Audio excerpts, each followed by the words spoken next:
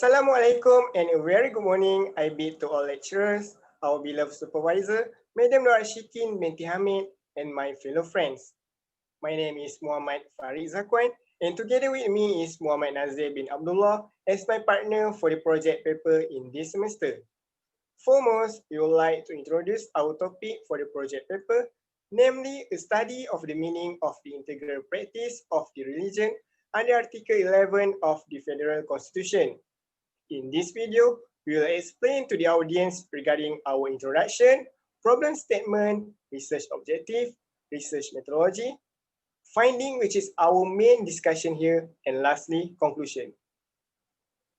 For the introduction, freedom of religion is a fundamental right of the human being. It is understood based on the various definition and perspective. The widely used definition is enshrined in the Universal Declaration of Human Rights 1948 and International Covenant on Civil and Political Rights 1966. In Malaysia, there are no exception of the existence of Article 11, Clause 1 of the Federal Constitution, which recognizes the religious freedom for its citizens. Thus, this paper offers a crucial insight into the fundamental right to the religious freedom and discuss a variety of the controversial cases that address the meaning and the definition of the integral practice of the Article 11 of the Federal Constitution. The first problem statement that will be discussed is that there is no clear definition and uncertainty regarding the meaning of the terms of integral practice of the religion as provided in Article 11 of the Federal Constitution over the past few years. Malaysia was known as the de facto multiracial nation where Islam is recognized as the religion of the country. It can be seen in the Article 3 of the Federal Constitution, whereby this provision provides that Islam is the religion of the Federation, but other religions may be practiced in peace and harmony in any part of the Federation. Furthermore, Article 11, subsection 1 of the Federal Constitution states that every person has the right to profess and practice his religion and subject to clause 4 to propagate it.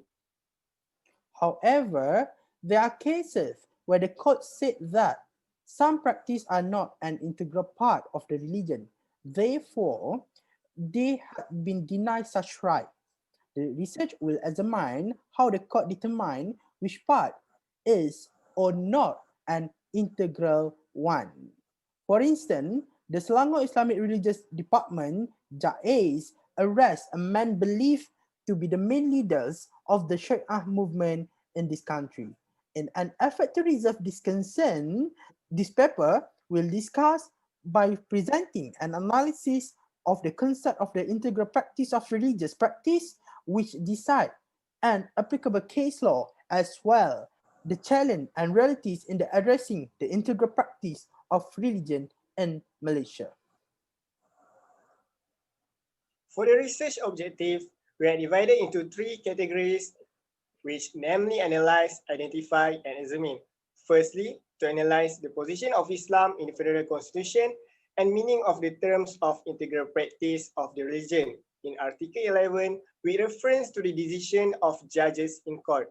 Secondly, to identify the challenges and restrictions in interpreting the religious rights and freedoms guaranteed as stated in Article 11 of the Federal Constitution. And thirdly, to examine the decision in the case of Hizbut Tahrir as a basis for interpretation of integral practice. For the methodology, this paper used a qualitative method to examine the meaning of the integral practice of religion according to the Article 11 of the Federal Constitution. The data collection for the research derived from the first group of printed document considered as primary data was collected from the Hansard, which is a transcript of the parliamentary debate of Malaysia website and newspaper. The second group of the printed document, which are considered as the secondary data gathered from the academic literature such as book, journals, newspaper, articles, and report, conference, proceeding, and other periodicals. Materials including journal article, reference book, and acts of the parliament would be obtained in the Al-Wathiq Billah Library of University of Sultan Zainal Abidin and other libraries located at Terengganu Public Library and National Public Library of Malaysia. Let's start with our main discussion here. The first part is namely Islam is the religion of the Federal Constitution. Since before gain independence, Malay states already have a clear provision regarding the position of Islam as the religion of the states. For instance, Article 7 of the Johor State Constitution 1895 and the provision of Clause 51 of the Terengganu State Constitution 1911, or known as Itqan al-Muluk bi at-Taqlid al-Suluk. Besides, Federation of Malaya Constitutional Conference in early 1956 did not propose a change in the framework regarding the position of Islam in the state at that time. However, Justice Abdul Hamid, a Muslim member of the Red Commission, a representative from Pakistan, expressed a different opinion from the members of the Red Commission. In this part, we stress on the Article 3, Subsection 1 of Federal Constitution has upheld Islam as federal religion according to Khairul Azhar and Rushdie in 2016, thus elevating Islam as a religion of the country, as stated by Nur Fahana and Nur Soleha in 2018. For the religious freedom in the Federal Constitution, there are three types of the freedom of religious stipulated by the Malaysian Constitution, which is first, the right to profess, second, freedom to practice, then the third, freedom to disseminate one religion, referred to the Article 11 of the Federal Constitution. We also discussed about the case of Azam Elias Roni against the director of the Jabatan Agama Islam Sarawak in 2017, where the court held that the word profess in the Article 11, Clause 1 means making a public statement about the religion you believe in. Second, the case of Abdul Razak bin Baharudin against Ketua Polis Negara in 2004, where the court dismissed this argument as the facts of the application were not on the basis of the freedom of religion, but of activities which were prejudicial to the securities of the nation. Article 11, Clause 1 is always interpreted to be subject to the Article 3, Clause 1 and Article 11, Clause 4.